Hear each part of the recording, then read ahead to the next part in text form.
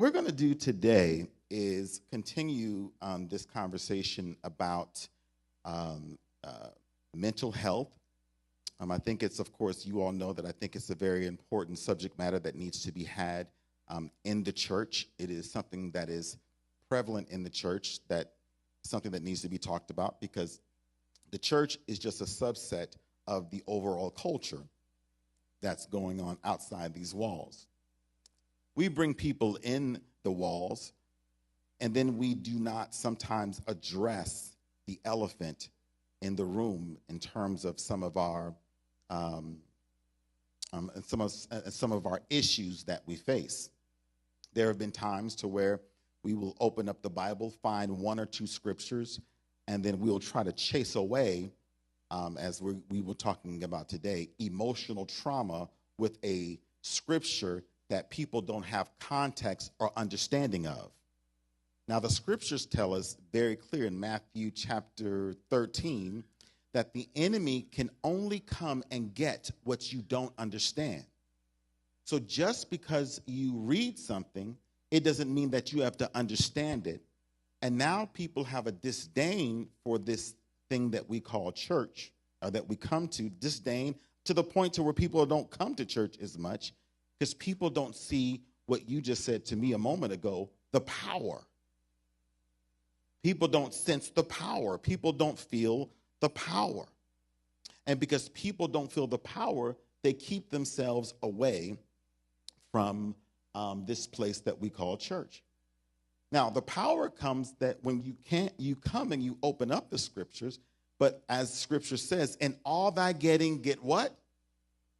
Understanding. So then it is imperative, not just important, but imperative that we find our way to a place to where we make connections, because I think there are some people it's like, oh, you bring someone and he's not a quote unquote believer.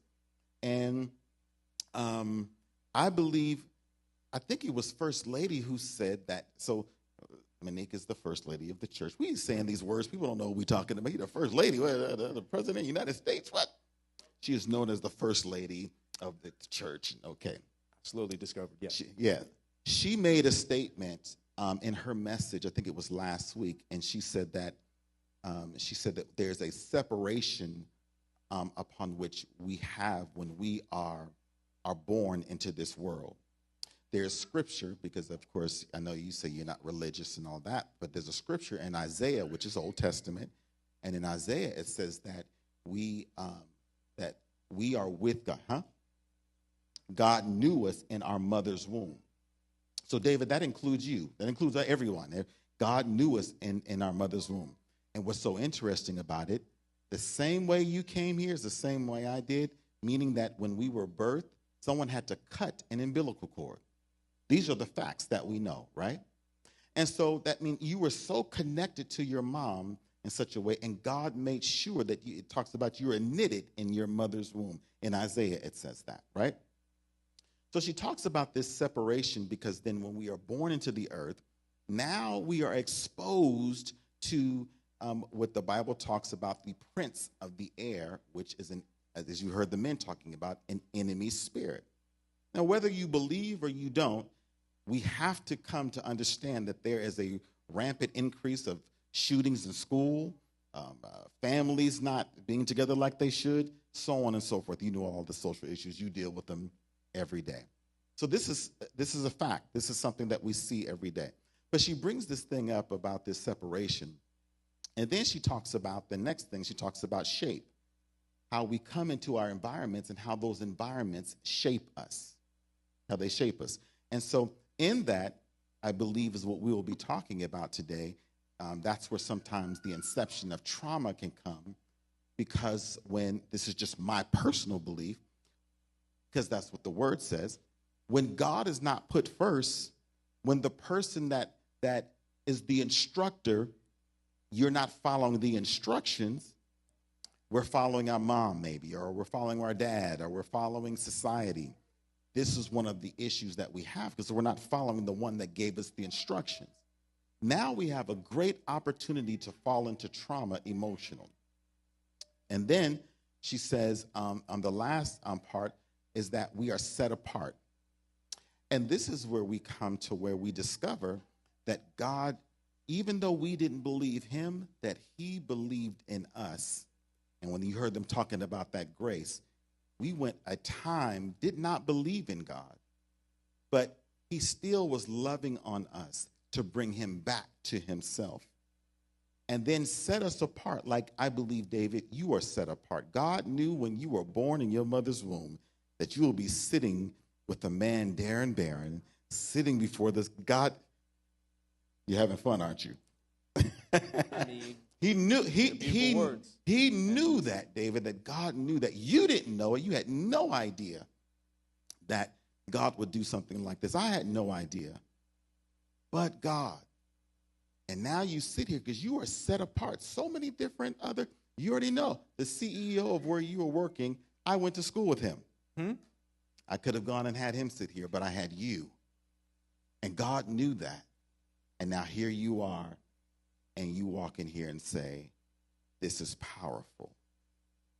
Now, this is not about proselytizing or anything like that. It's about exposure, as though I want to be exposed to what you know. Because the scripture says, in all that getting, get understanding. And I want to understand, and is anybody else out there, what is going on the inside of me? Do I have, come on, wave your hands out there. Come on, anybody out there is like, what the heck is going on the inside of me?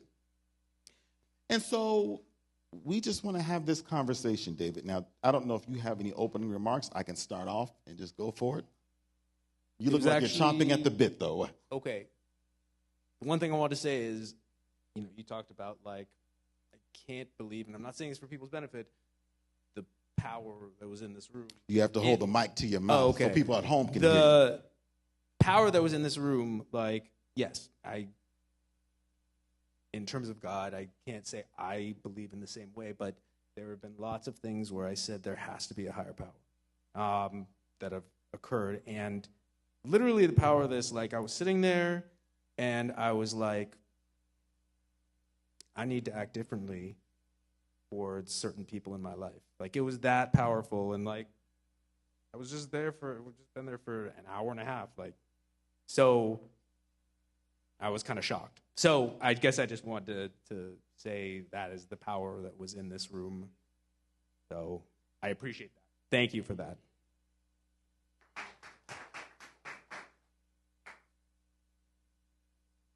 Oh, I'm next. Listen to this, David. Mental trauma, also known as psychological trauma, which we talked about neurological. I mean, we're not going to get too deep as you can, is a type of emotional response to a deeply distressing or disturbing event that overwhelms a person's ability to cope. It can result from a single event or prolonged exposure to harmful situations. And it often affects a person's sense of safety, stability, and well-being. I'm trying to see how I'm going to approach you, David. I'm going to try to see if I'm going to have you psychoanalyze me, or I'm trying to see, somebody wants you, they said Pastor needs a, or I'm trying to see if we're going to approach this just from, somewhat of general, because I believe that a lot. Okay, let me ask you this, and I think Ronald and team came. Does anybody identify that potentially you may have trauma, that you've had that in your life? Raise your hands. Oh, okay. Talk to us, David, then. I have here, as you and I talked about, key aspects of mental trauma. Here's the causes. Trauma can be caused by a variety of experiences, such as abuse, emotional, physical, or sexual. You and I talked about that. Accidents, natural disasters, sudden loss of a loved one, violence or war, neglect or abandonment. So let's talk about the causes of trauma, if you will.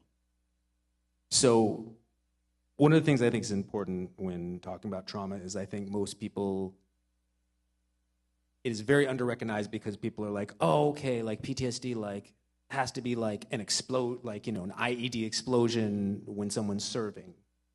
And trauma is so much more ubiquitous.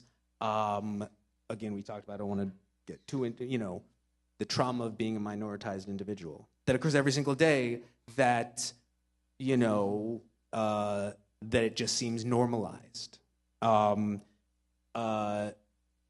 Things like low-level emotional, it talks about emotional trauma, but people may associate that with like, oh, okay, people had to be yelling at me for, growing up for emotional trauma. But no, a person not being there, is emotional trauma. And it may have been necessary in the sense that, in this society, a parent had to work 3 jobs, but that's still trauma. And I guess we can get into, and the effects of it, go beyond, like, if you just read a list and it's like, trauma causes this, this, this, this, and this. It affects every aspect of a person's life. I think that I think it's very under-recognized, and it's very, very difficult for people to recognize in oneself and to get to talk about, because of that vulnerability. A person's more easy to say, I'm depressed. It's a lot harder, like the men we're talking about, men needing to be strong. It's a lot harder to say, I feel traumatized, and it's affected how I act.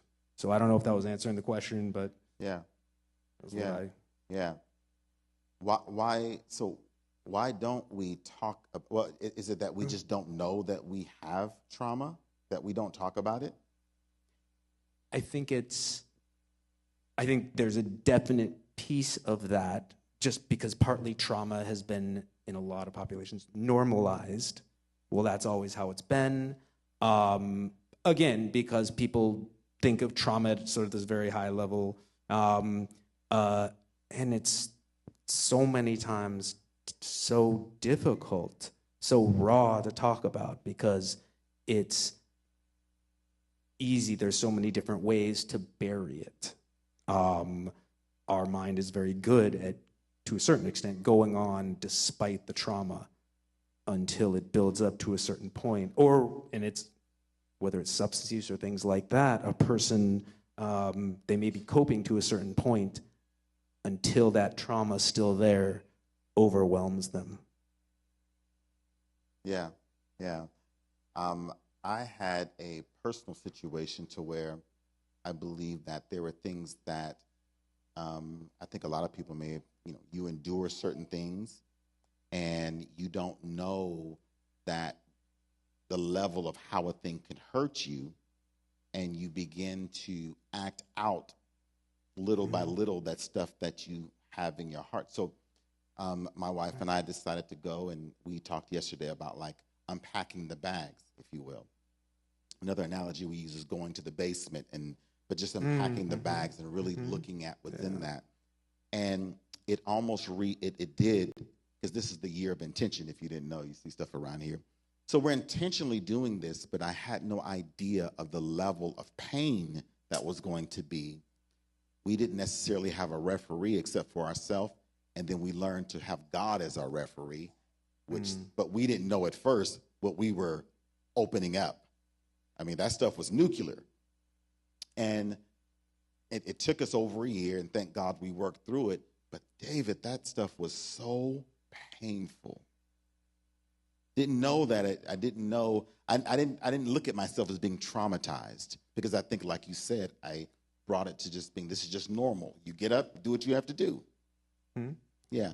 How do people open up that bag and to have the courage to open it up and really deal with what may be in their heart? Because I think a lot of people are afraid, or they just deny it. There's nothing there.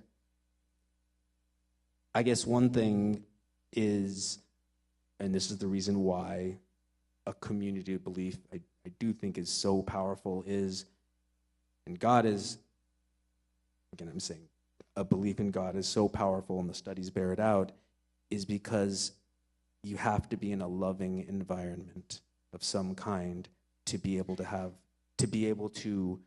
feel ready to unpack that trauma. But also to recognize that it's a lot easier to just say, you know what, my habits are working for me, and I'm just, I'm not even going to go there, because like they always talk about, like things get worse before they get better, because it's like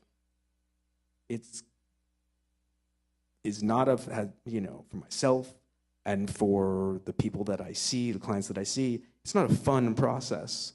It gets you to a better place, like many things, but it isn't going to be like, and it isn't a fast process. It isn't like something where it's like you talk to your pastor about it a couple of times, and then all of a sudden, like, you are healed. So I think those are all of the barriers. And that's, I know we're going beyond and talking about suicide, but like that's where a person, they're like, I can't unpack it. Things are hopeless. I have no way out, when there is a way out.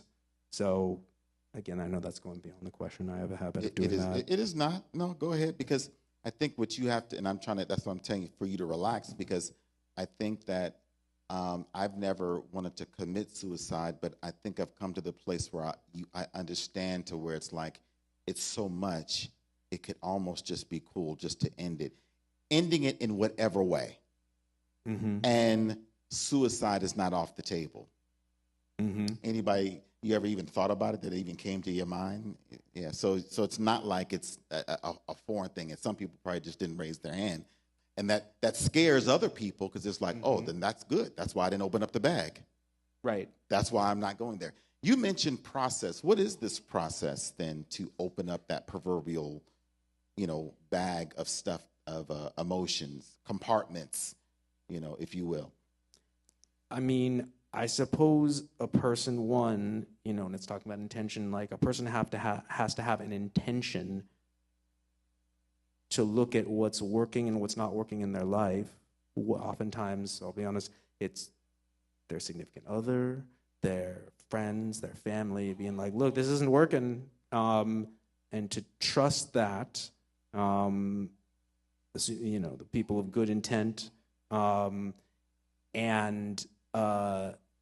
to be willing to do that, and then to do that in a loving environment with a person that you trust. And yes, that may, everyone I think just automatically assumes like, well, that's got to be a therapist. No, that can be even just doing it with, what the men here were saying was powerful. Men just talking about a men's group, talking with the pastor here, talking with your pastor. So it starts by having the intention to do it, doing it and actually having that intent, and then finding sort of the right group, the right people to unpack it with. And again, obviously it's making sure it's like the right people. So I think that's the start of it. Let me ask you this. This is going to be a harder question. Mm-hmm. How does a person that can't see well, feel well, ascertain well, make a decision to know what's right or what's not right? Because what I've had to put myself in position, I've had to place myself in a position I didn't want to get what I wanted. Mm-hmm. So it's like parenting. So, so what we do, we tell people to go and say, well, make sure it's the right group for you. You don't know what's right for you in some cases. And I see that even here, because there's some people in this room, Dr. David, that hasn't even talked to their pastor, and they think I can't see them. So, but I do see them, but then they don't want to talk to me because of embarrassment or whatever the case may be, or I think some of them think I'm going to put them in the message or something like that. So what I do, I put them in the message anyway, and I'm glad I don't know it's them. So they walk out, this pastor talking to me? So sometimes I'm glad that they don't talk to me, but I feel sad sometimes because you're still bound. And that needs to be talked out. There needs to be levels of transparency. But so here's the thing. We say that, now this is where I'm challenging you. Because I challenge your profession, and the people say, go make sure you find a good place. Well, they don't know. And this is what I think. They don't know how to be children. When you're a child, your parent tells you to do something, you do it. Now they're grown and they can make their own choice, and they're trying to make a choice to go and find something that they want instead of what they need. What say you, sir? Well, and again, I don't want to come across like You come across. I know, but it's Go like ahead. I'm talking. I'm sitting here born Jewish, and I'm like, Jesus said this, and Say it. that is one of the powerful things. Is that from what I know of the teaching of Jesus, it did talk about what people need, not what they want. You know, not saying just to crave money, things like that. And there's nothing wrong with, you know, people working hard for things. Getting back to the question, it's really tough. So I think having that good community is sort of a start of that, because I think people have sort of lost community. It really does. I have to think about it because you're challenging me here. I told you. It's sort of like where to start. Partly it's recognizing, I think, what everyone talked about in here is that they want to be the best themselves, but for the people around them. And saying, you know, that something's wrong. And then you're probably gonna ask me, like, how do you know something's wrong? That gets really tough because the mind is amazing at suppressing things. It is just, that's what it does, right? Like it's a survival instinct. Like if a person like was going and, you know, sort of like hunting lions and all of a sudden they broke down crying, like they're probably not going to be successful in, you know, hunting that lion. You know, it's recognizing that, wow, I may be suppressing so much. And again, especially things that may take for granted, like they were talking about, that society does not all recognize the pain of minoritized men and women of color, of many groups. I don't want to just put it as that. So, long answer. I think that people go for what they want until they're forced into what they need. Mm-hmm. And so the way that I see it, because I've lived this, is that we can go and try to find someone that we want to talk to, which I've done. And then what you discover, you didn't get what you needed. And I think what you said earlier, you said it takes, and everyone hear me, it takes a long time, because when you get grown and you can make your own choices, you're always after what you want. Because I'll tell you this, the process that I went through to open up my proverbial bag or deal with my stuff, I would have never done that. I'll say this, I'm trying to see if I should say it in public, but I don't even know if I would want to do that again. If I do that again, David, I'm coming up the street and I'm telling you, you watch me. I mean, that was so challenging, but I could not imagine not doing it because I didn't know that was in me. Is anybody in here? And so, and again, I think people come at Christianity or, you know, believers a certain way. This is where I come at the profession in a certain way, because this is where I say that sometimes going to some of these places don't have the answers that God has. And so I do think it's a process. I do think that, but I think it's an individual process.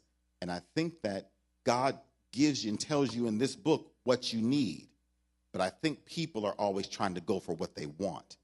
And that's what takes sometimes longer than what it has to take. And I mean, you don't have to answer that. I'm just saying. Well, society, I mean, it's also our society tells us we're supposed to, you know, I mean, it's not just people, it's society here tells us, like, this is what we're supposed to have, right? Like, we're just supposed to make more and more money, and we're supposed to live this dream, and not to mention that's not always easily accessible to everybody, but it tells us we should all be able to do this. This is what you'd be able to have. So, I mean, I just want to also mention that it's not the individual always, it's not their fault that they're just craving such and such and such and such.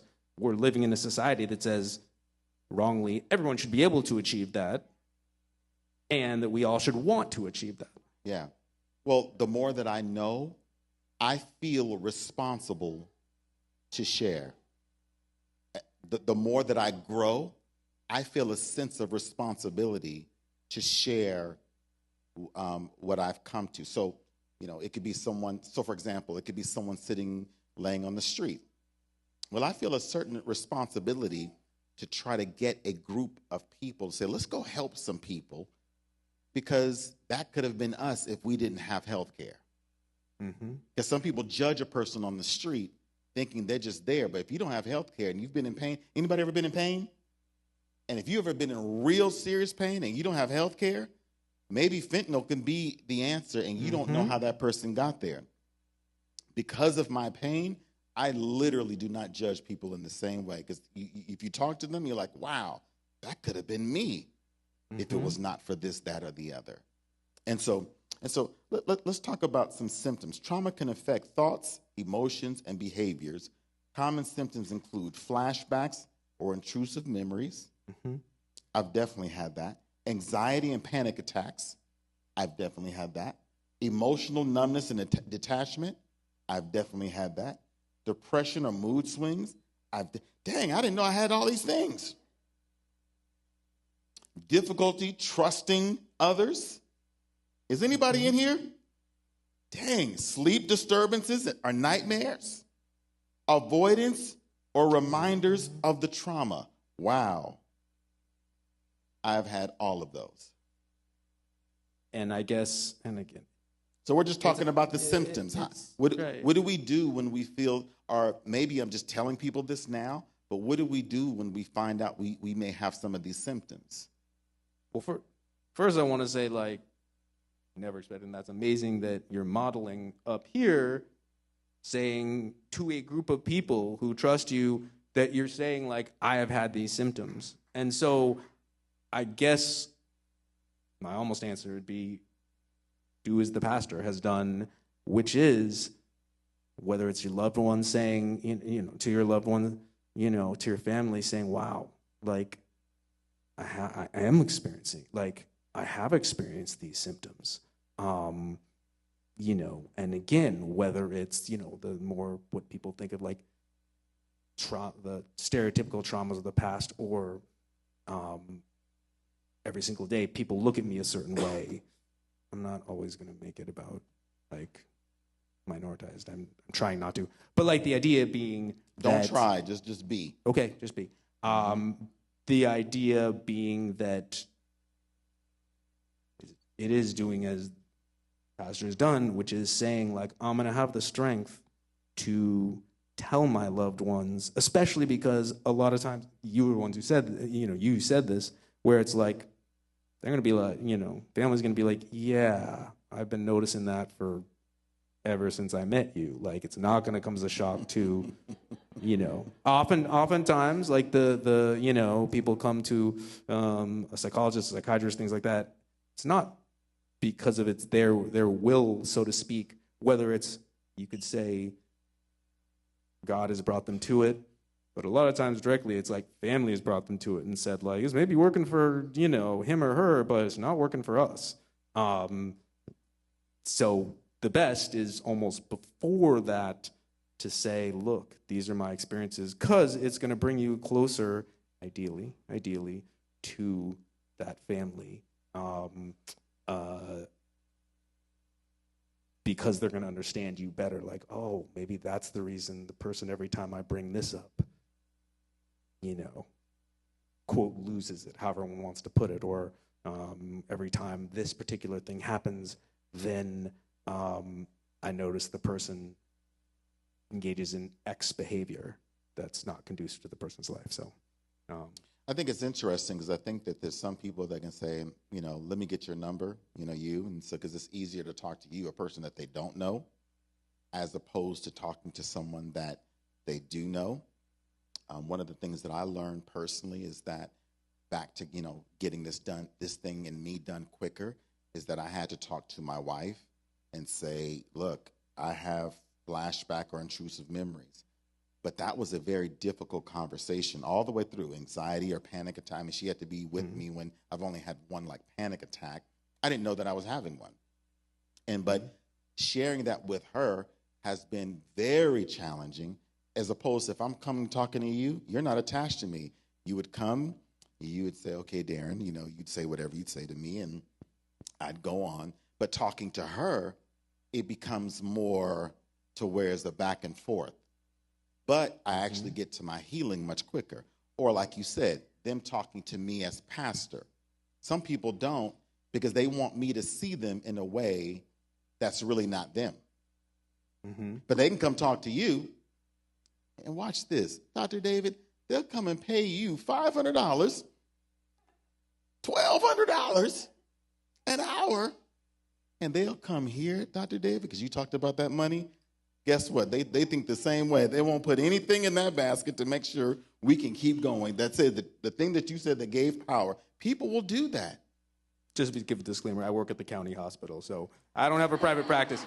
Yes, lots of my friends on the peninsula, you wouldn't believe what they charge, but I work at the county hospital, so Dr. David, but you're doing all right. They're not paying us that much an hour.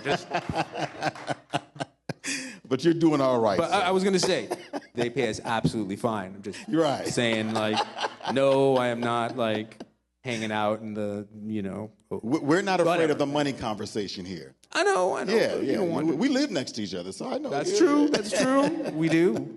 So, but the point is that depression, mood swings, emotional numbness, and detachment. That numbness is another thing. That's coming back to you making decisions or trying to about your personal health. See, I don't believe in doing that by yourself because one of the great things I'm walking away with so far is community that you talk about. Because not having, and the Bible speaks to it also in terms of having people around you to help you make decisions. Because when you're numb, you can't make one. And so there's a certain time I would have to go to my wife and say, I need you to help me as I'm making these decisions because I'm noticing I'm numb and I may not be making the correct decision. I wouldn't do that for years because I wouldn't want her to know that first of all, I didn't know I was numb. But then I said, man, I don't want to make this decision because I don't think I'm equipped to do so. And I think it comes back to what you talked about in terms of community. But then I think it's hard for people to get in community. I think when you just saw this, 4 or 5 black men sitting here, there still be black men in here, white, I don't care. It could be black men, white men. I talk to everyone. Right. And we all have this in common. We all create these silos that we go to. And we really don't talk. I don't know who it was. I think it was Elder Hatcher who said that we'll talk about sports, but nothing of consequence. Why do we do that, man? Why do we isolate ourselves? I mean, I think there's a lot of, historically, it was like the strong survive, so to speak, and the male was meant to be the hunter going out, and kind of like what I was saying, that it's like, you're talking with your group who's about to go hunting. I know I'm just talking about that as an analogy, and you're like, you know what, that affected me yesterday, killing that such and such. They're not going to have you in that group. And understandably, well, again, this is difficult.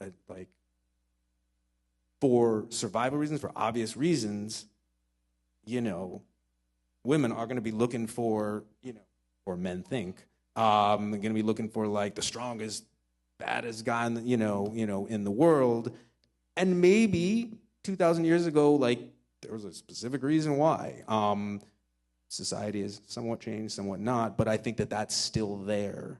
And if society, I know I keep getting back to it, naturally puts up more barriers, then you're naturally, as a man, going to put up even more barriers against that society, and that's going to play out when you're dealing with anyone in your life.